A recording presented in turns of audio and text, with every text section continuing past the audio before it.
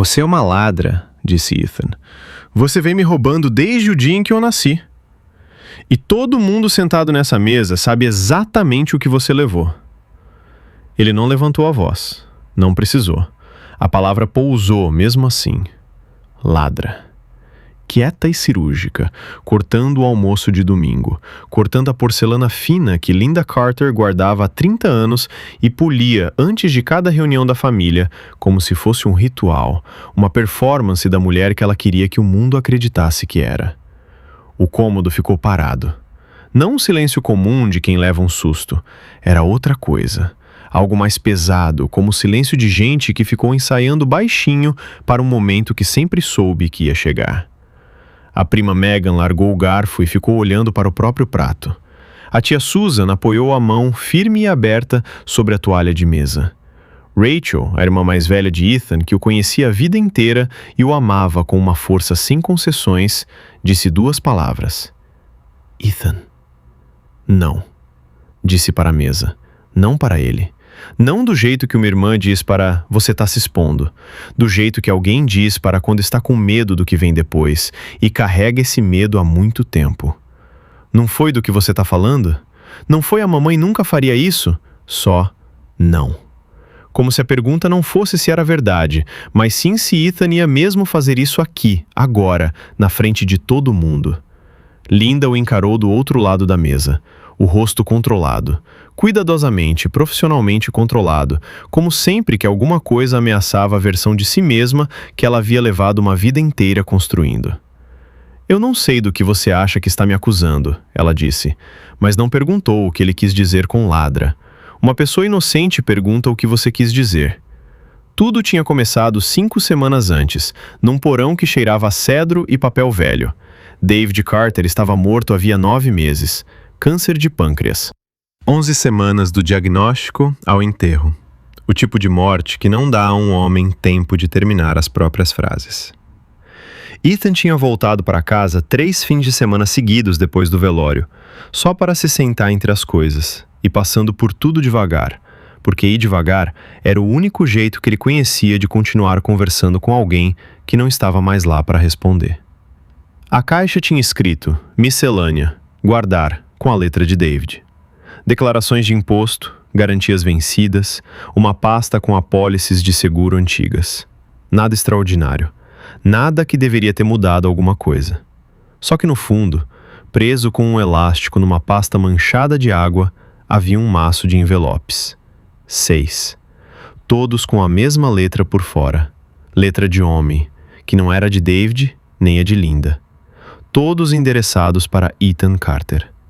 Todos carimbados em tinta vermelha com devolvido ao remetente. Todos devolvidos.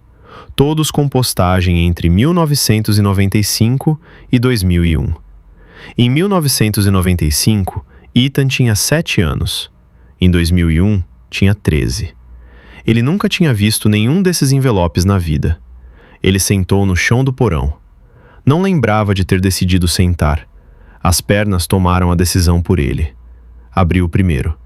A letra dentro era caprichada, como a de alguém se esforçando muito para parecer calmo.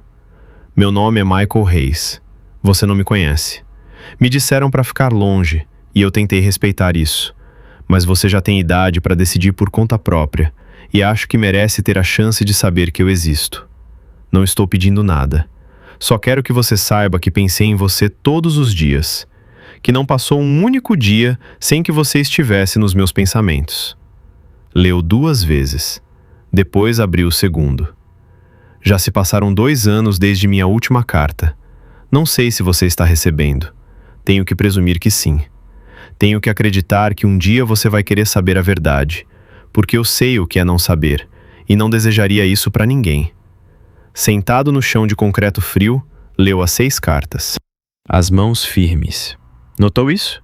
Como as mãos estavam firmes. Do jeito que a gente nota detalhes estranhos quando o resto da mente está em outro lugar, reorganizando tudo. A última carta, datada de novembro de 2001, era a mais curta. Vou parar de escrever agora. Não porque eu parei de me importar, mas porque não acho que essas cartas estão chegando até você. Acho que você já fez sua escolha. Preciso acreditar nisso. Vou deixar isso pra lá.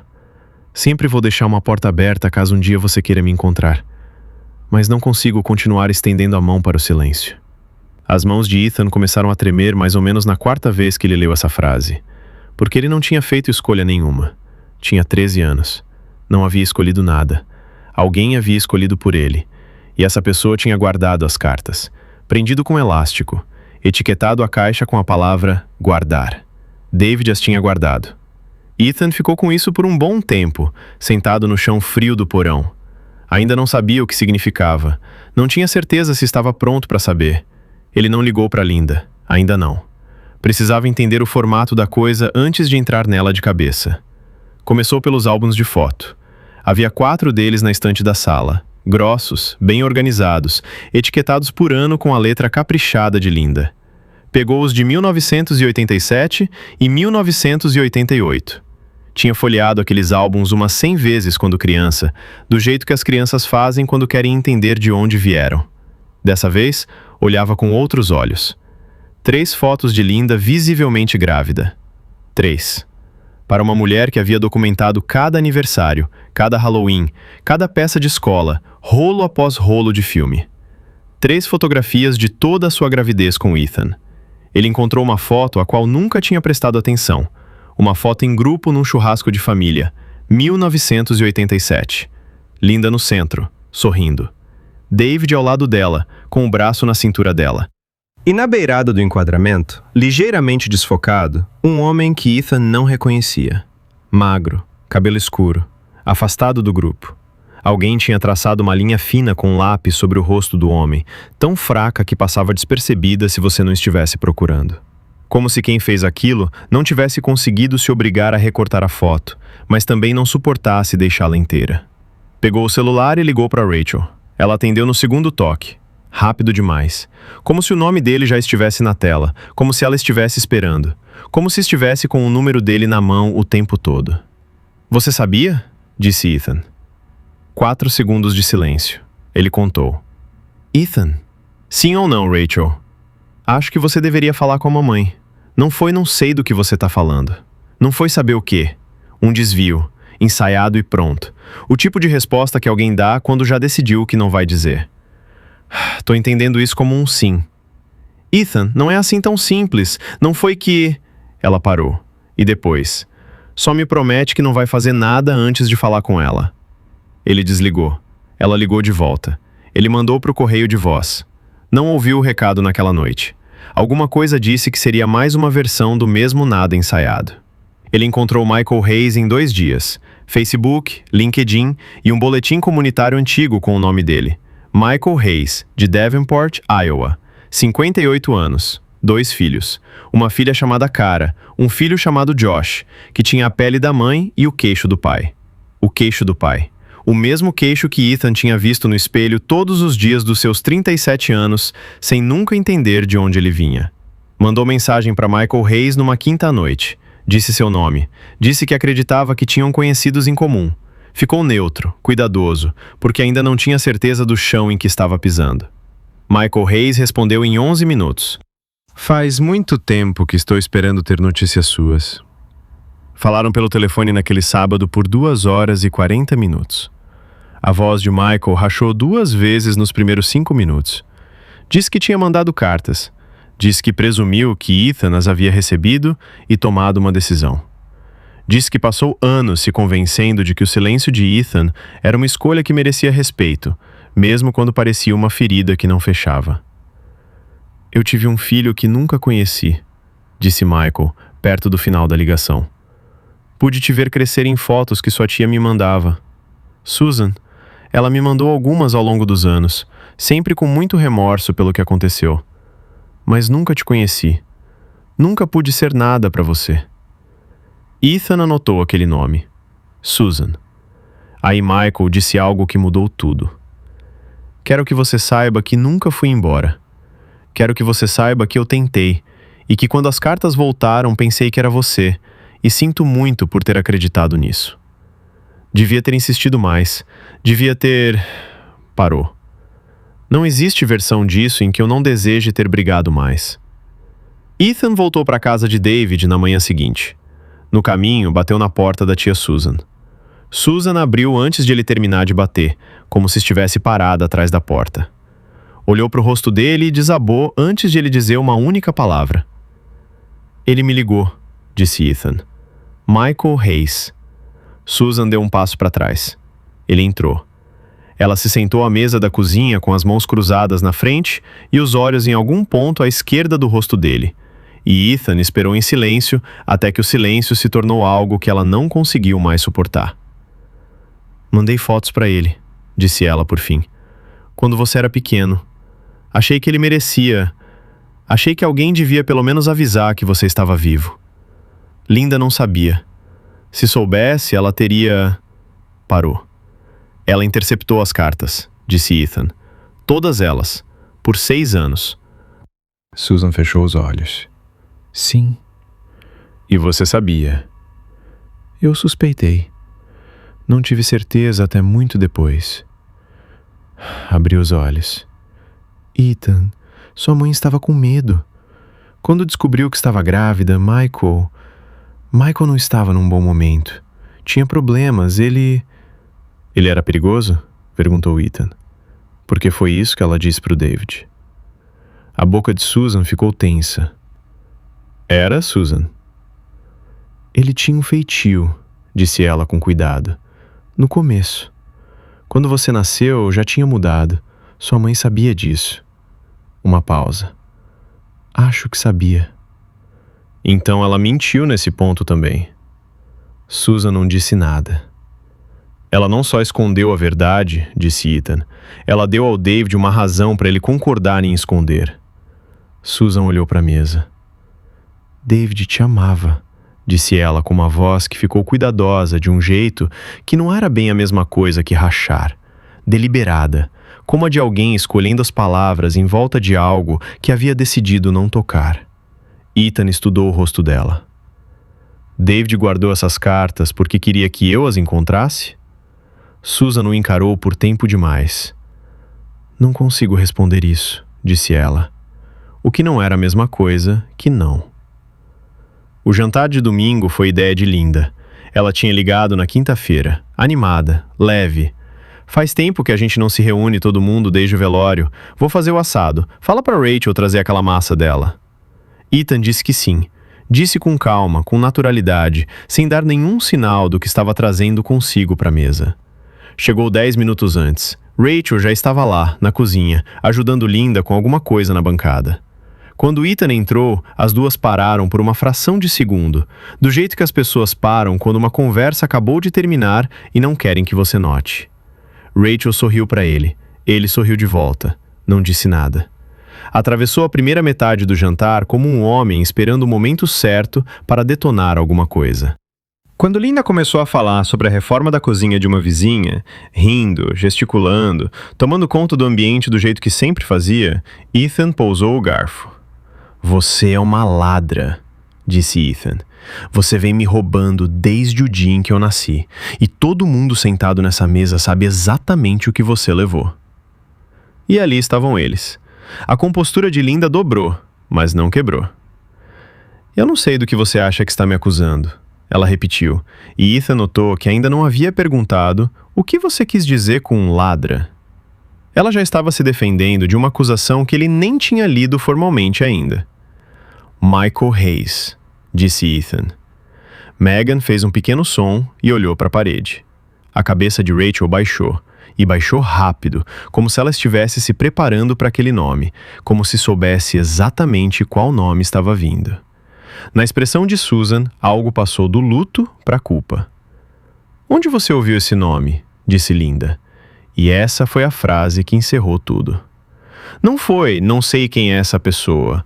Não foi, o que isso tem a ver com alguma coisa. Só uma exigência fria e ensaiada de saber quem tinha saído da linha. Ele me ligou, disse Ethan. A gente conversou por 3 horas. A mão de Linda fechou em volta do pé da taça de vinho. Ele guardou todas as cartas que você devolveu, disse Ethan. 6 cartas, endereçadas para mim. Encontrei nas coisas do meu pai, com elástico, numa caixa marcada guardar. Deixou isso pousar por um instante. O papai as guardou. Você sabia que ele guardou? Algo passou pelo rosto de Linda que Ethan nunca tinha visto antes. Ela não sabia. Isso a surpreendeu. Ele guardou aquilo mentalmente. Ele não era uma pessoa segura, Linda começou. Ele tinha um feitio em 1987, disse Ethan. Você estava grávida no final de 1987. Em 1995, quando a primeira carta chegou, ele tinha 2 filhos, uma casa e treinava beisebol infantil. Você sabia disso. A Susan me disse que você sabia. Susan ficou rígida do outro lado da mesa. Você disse pro papai que ele era perigoso para usar como desculpa para mantê-lo longe, disse Ethan. Disse que era pela minha segurança. E aí passou 6 anos devolvendo as cartas dele sem me contar que existiam, sem me perguntar. Porque você já tinha decidido o que eu tinha direito de saber sobre a minha própria vida. Você era uma criança. Eu tinha 13 anos quando a última carta chegou. Não era um bebê de 2 meses. A voz finalmente começou a rachar e ele deixou. Eu poderia ter lido uma carta com 13 anos. Poderia ter feito uma escolha. Você não me deu nenhuma. Linda pousou a taça. Eu construí uma família, disse ela. E agora havia algo cru nas bordas da voz. Algo que pode ter sido de verdade. Tomei uma decisão. E construí uma vida. E construí uma família. E protegi essa família. E não vou ficar aqui sendo julgada na frente de Michael morreu, disse Ethan. O cômodo ficou em silêncio absoluto. 14 meses atrás. Um derrame. Encontrei o obituário. Manteve os olhos fixos na mãe. Ele deixou uma filha e um filho. Meus meios irmãos. Que não faziam ideia de que eu existia. Porque você se encarregou de que ninguém conseguisse se encontrar. Ele morreu acreditando que eu tinha escolhido não conhecê-lo. Morreu achando que eu não ligava. Os olhos de Linda finalmente encheram. E Ethan se odiou por notar que parecia de verdade. Você me tirou isso, disse ele. Cada ano que ele esteve vivo e que eu não o conheci, cada carta que eu não li, isso foi você. Você decidiu que eu não tinha direito de escolher. Levantou-se. É isso o roubo, mãe. Você não roubou o dinheiro. Você roubou o tempo. Roubou uma pessoa. E aí ele morreu. E agora não sobrou nada para recuperar. Rachel estava com as 2 mãos sobre a boca, mas não estava olhando para Ethan. Estava olhando para a mesa, do mesmo jeito que havia olhado em cada jantar em que havia uma grande mentira de família pairando no ar, em cada sorriso forçado de cada Natal, em cada momento que Ethan agora entendia que ela tinha passado, sabendo algo que ele não sabia. Ele a encarou por apenas um segundo. Ela não ergueu os olhos, não conseguiu. Isso, por algum motivo, doeu mais do que qualquer coisa que Linda tinha dito. Megan chorava baixinho. Susan olhava para a mesa. Linda disse: Tudo que eu fiz porque te amava. Eu sei, disse Ethan. E ele sabia. Essa era a parte que não saía da cabeça, que ela provavelmente tinha se convencido exatamente disso. Que a mentira e o amor tinham vivido dentro dela no mesmo lugar por tanto tempo que tinham se fundido, e ela já não conseguia distinguir um do outro. Não mudava nada. Pegou o casaco. Ethan. A voz de Linda quebrou na segunda sílaba. Ele parou com a mão na moldura da porta. Não se virou. O David queria que você encontrasse essas cartas, disse Linda, em voz baixa, quase para si mesma. Não foi? Não era uma pergunta. Ethan não respondeu. Saiu, e o frio o acertou na hora, afiado e limpo de um jeito que a casa não estava havia horas.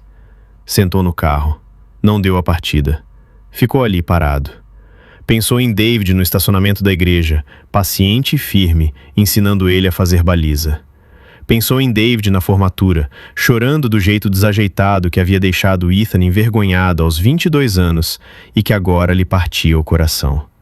Pensou em David no final, pequeno e cansado numa cama de hospital, ainda tentando fazer ele rir, ainda tentando cuidar até não poder mais. Pensou numa caixa marcada guardar. Não tinha como saber ao certo o que David pretendia. Nenhum bilhete, nenhuma explicação. Só 6 cartas presas com elástico e preservadas na única caixa que David se certificou de etiquetar com uma única palavra que significava não jogue fora. Talvez tivesse sido intencional. Talvez tivesse sido culpa. Talvez, perto do fim, quando David sabia que o tempo de falar estava acabando, tivesse sido o único jeito que lhe restava de dar a Ethan uma escolha que Linda havia passado 30 anos garantindo que ele nunca tivesse. Ele nunca saberia. Era isso que ele não estava preparado. Tinha querido a verdade, e a tinha conseguido, e ela vinha com uma porta trancada no centro que jamais iria abrir. Nem David, nem Michael. Só uma família cheia de gente que carregou pedaços da mesma mentira em bolsos diferentes e chamou isso de amor. E Rachel, que sabia, desde quando, ele ainda não tinha certeza, e uma parte dele não queria ter. E tinha passado sabe lá quantos jantares em família sentada na frente dele, enchendo o copo de água, rindo das piadas dele, carregando aquilo sem dizer uma palavra. Ethan ficou no escuro por muito tempo. Pensou na palavra ladra. Tinha falado sério quando disse aquilo. Ainda falava. Mas em algum ponto entre a caixa no porão e a porta pela qual acabava de sair, o significado tinha se deslocado, se alargado, até conter mais gente do que só a mãe. E mais perdas do que só o pai que nunca havia conhecido. Tinha querido a verdade. Tinha lutado por ela. Tinha ido buscá-la com as 2 mãos. E agora precisava descobrir o que fazer com a versão da vida que ela tinha lhe deixado. Deu a partida. O caminho para casa nunca pareceu tão longo, nem tão vazio. E em algum lugar lá no Iowa, numa casa que ele nunca tinha visitado, 2 pessoas que dividiam metade do seu sangue iam dormir naquela noite sem saber o nome dele. Ele pensou que talvez aquilo fosse o pedaço que precisava fazer alguma coisa a respeito. Só não sabia ainda se tinha algo sobrando para dar.